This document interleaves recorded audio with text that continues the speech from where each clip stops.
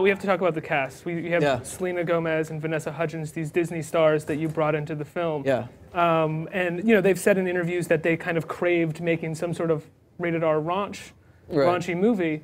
Did you kind of leverage that? And at the same time, did you have to did they know that they were going into a kind of tone poem rather than a sort of expose on spring break?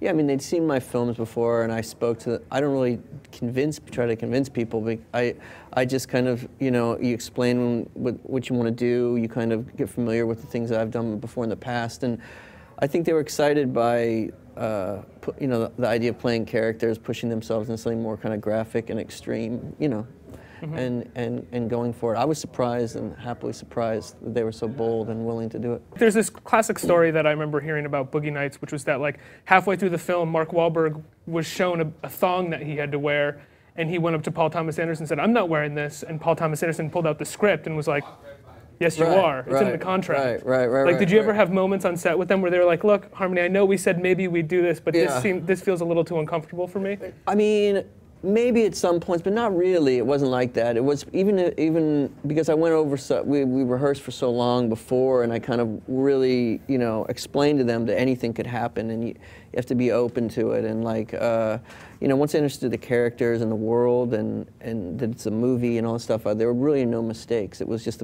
about kind of experimenting. But there were scenes where they were uncomfortable, but I thought that was okay because that coincided with what their characters would probably be feeling.